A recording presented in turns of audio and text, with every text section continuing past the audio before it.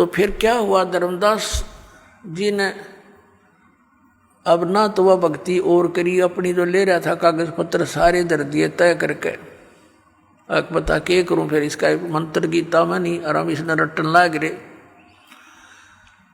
अब श्याम ने सो गया और रोवे अंदर अंदर कि भगवान अब कह जब वो संत साधु फिर आ जावे, हे दाता मैं कति बहस नहीं करूं, विवाद नहीं करूंगा, अब क्या करूं, मैं तो ठगया सा रह गया, मेरा तो सब कुछ लुट गया।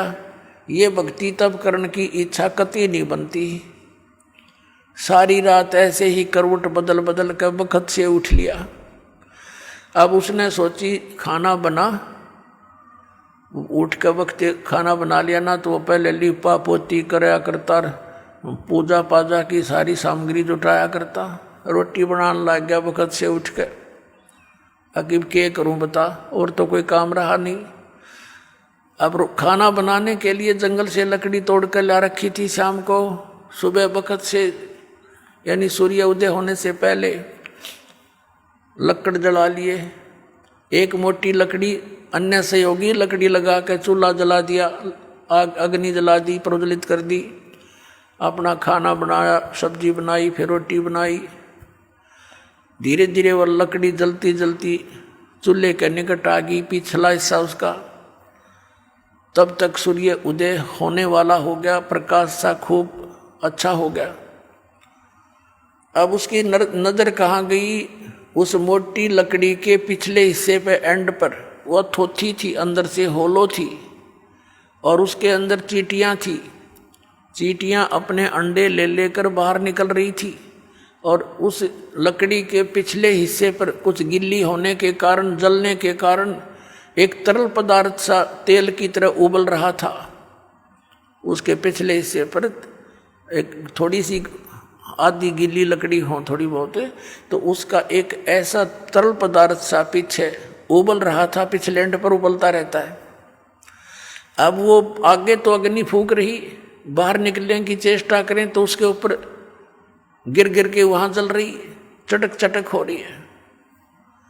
अब उसका ध्यान गया, रो तेरे की जुल्म कर दिया, ओहो हुआ तो बड़ा घोर पाप हो गया। भगत दयालु होते हैं। अब उसने सोचा हे भगवान आज तो अनर्थ हो गया, इतना पाप जिंदगी में कभी देखा नहीं। अरे यार इतनी लंबी लकड़ी थी, हाँ इसमें तो पता नहीं लाख जल गई, 50,000 जल गई है भगवान चींटियाँ। अब उसने फटाफट वो जल बुझा दिया, जल डालकर लकड़ी तो, और सोचा कि इसे पाप के अन्न को मैं नहीं खाऊंगा, इस पाप के भोजन को नहीं खाऊंगा, किसी साधु संत को खिला दूंगा।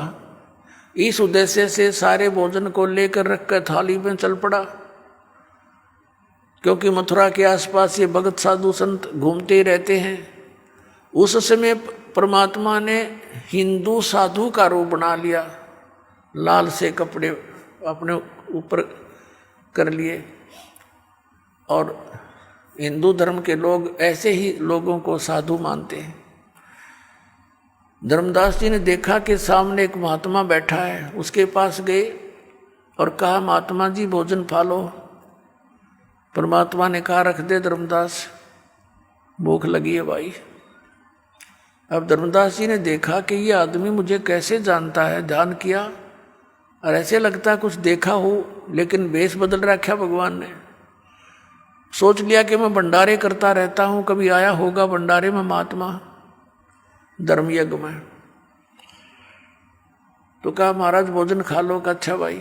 अब परमात्मा कबीर जी ने क्या किया, लोटे में जल ले रखा था अपने में, उसमें से जल लिया चुलू में, एक मंत्र हा बोला और पूरी बात पर छिटक, जितना भी भोजन था सारे पर छिटक दिया, छींटे मार दिए।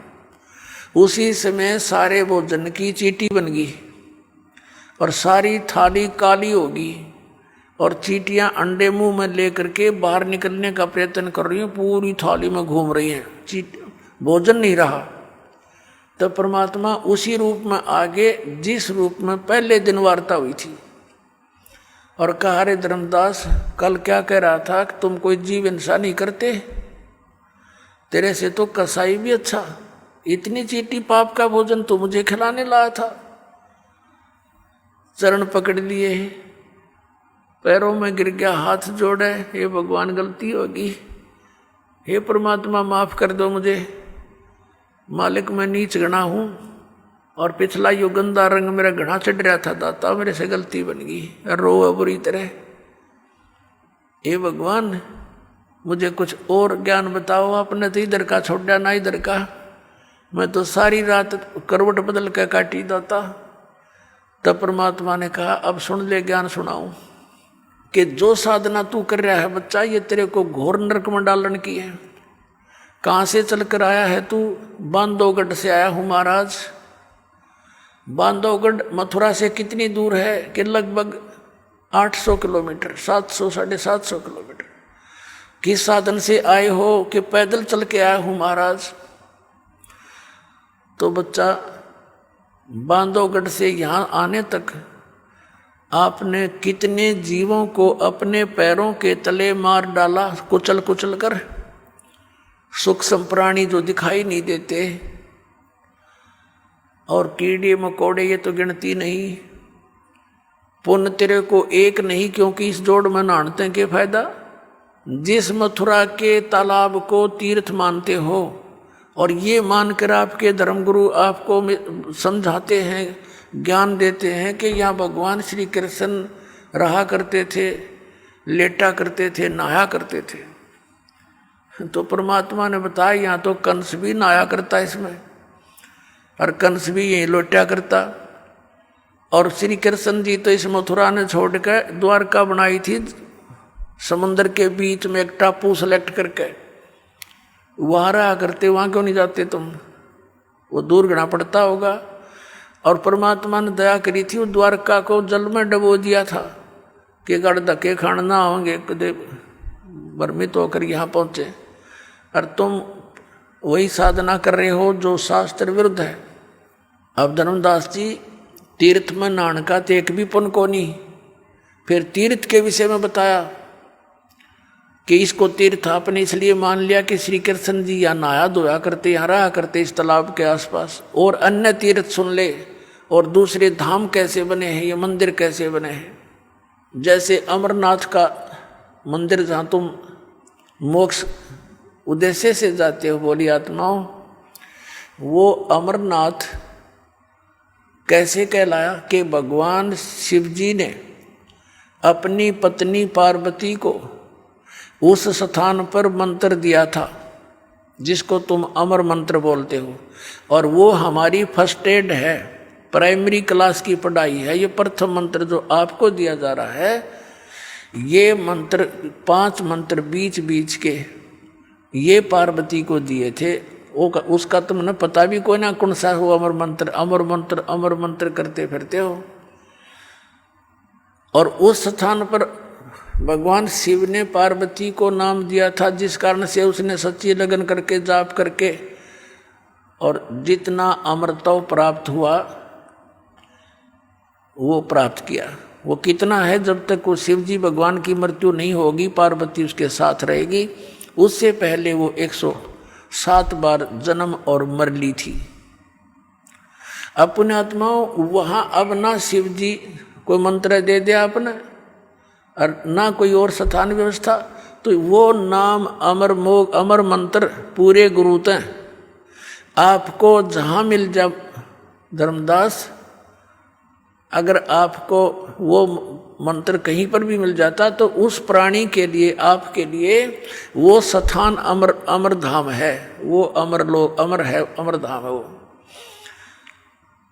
अमरनाथ का स्थान वो है उसके लिए। जैसे ही बाप जी को यहाँ बरवाला आश्रम में मिलता है मंत्रियों, तो आपके लिए तो ये है तीर्थ, ये बरवाला वाला वो तीर्थ है। लेकिन जैसे क्रोथा आश्रम में जिन्होंने मंत्र लिया था तो उनके लिए वो क्रोथा है, वो अमरधाम।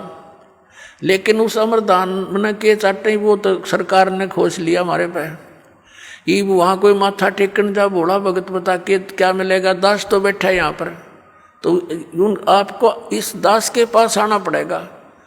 और उस क्रोधाश्रम में कख नहीं।